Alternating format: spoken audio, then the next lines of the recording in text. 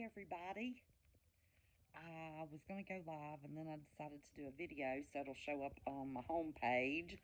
If you all missed that before, now you have to go to the top of the screen and click live to see if there's any new content on your favorite creators, but the videos still show up on the home page. So I decided to do a video so you all could see this. I know there is a lot of people that have in the past 2 years, 2.5 years, almost 3 years, that have decided to add a backyard flock of chickens. And I had heard that there were some issues with the layer pellets and even crumbles that are being sold at the box stores.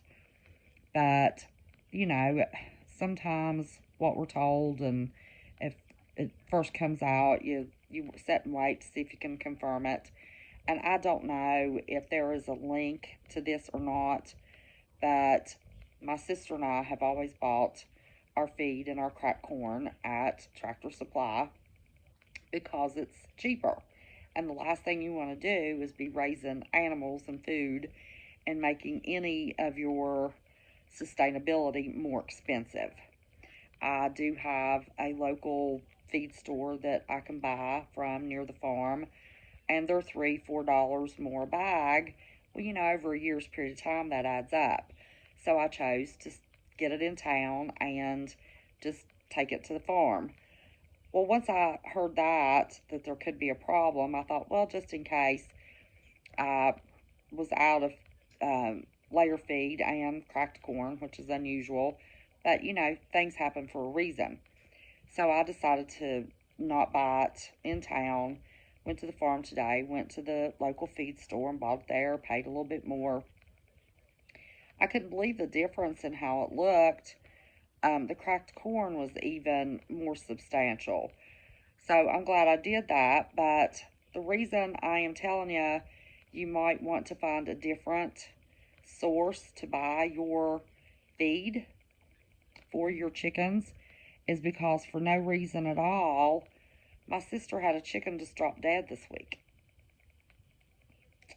It's not old enough to have just fell over dead. So if you remember, almost 2 years ago, I think this summer will be 2 years ago, in the UK, they went around and gassed everybody's backyard chickens. The last thing they want is sustainability among the people. So just in case, if you have a different source to buy your feed, there's a gnat. A gnat in January, can you believe it? Do that for a little while until we figure out what's going on. I think they understand they couldn't pull on us what the UK did.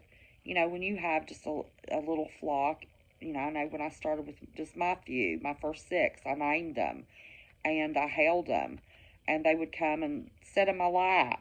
They would come to me and hop in my lap. They're little pets. Now, once you extend your flock and you get more because you need more egg production, you don't name them, and, I still love them. They're still my beauties. I don't want anything to happen.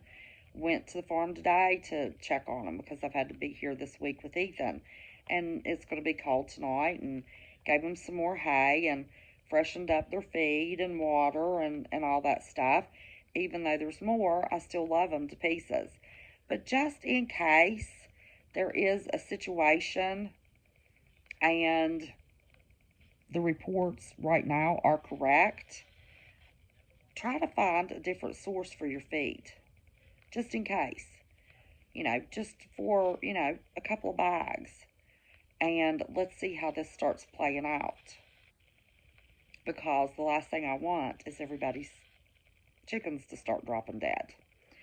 Another thing, if you're wanting eggs all year round, you plan on 6 to 8 months before a little pullet, a little chick, is mature enough to lay an egg. Each chicken is born, I don't know, I haven't done the in-depth research, but each chicken is born with the little start of every egg they're going to produce in their life. You don't want to put a light in there and push it. Don't mess with Mother Nature. God created these little birds to lay so many eggs. Don't push them past the point they should be pushed.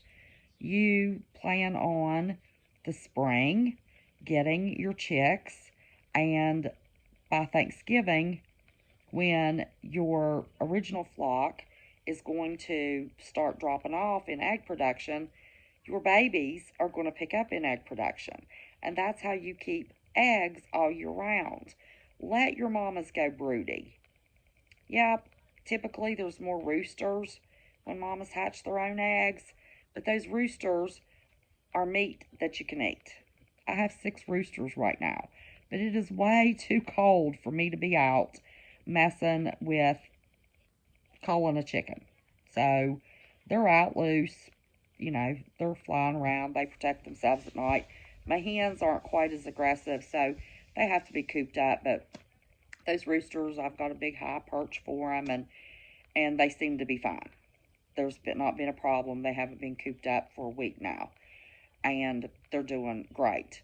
But that's your meat. All of the extra roosters you get, that is the roosters that you call.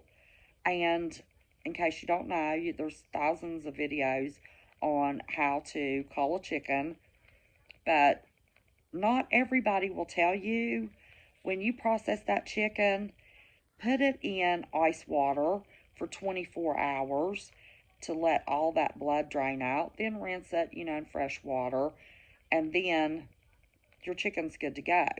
If you want the freshest of meat, if you know you want chicken for dinner tomorrow evening, this morning you call one of your roosters, and that's how you keep your fresh meat.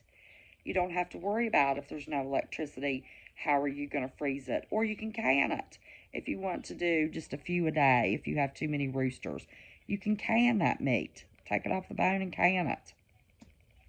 But I just wanted to come and tell you all that, just to be careful, just in case. We don't know.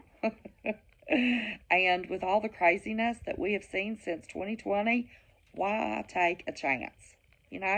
Just why take a chance? So anyway, that is my public service announcement for the day. I hope everybody is doing well. Love you all very, very much. And if you don't have chickens, you better look up the nutritional value of an egg. Because push comes to shove, you can do all kinds of things with eggs. You can devil eggs. You can pickle eggs. You can fry eggs. You can use eggs in a quiche. And make a quiche out of the eggs. Scrambled eggs. Put them in a burrito.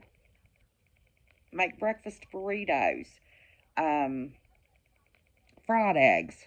There's all kinds of ways that you can make a meal and not wear yourself out on eggs if push comes to shove, but you can make that a very sustainable long-term food source. So that's all I had for you today. I love you all very much. I hope you've had a wonderful week. Tomorrow's Friday. The weekend's coming up. Hope you have a blessed weekend. And until next time, see you later. Bye-bye.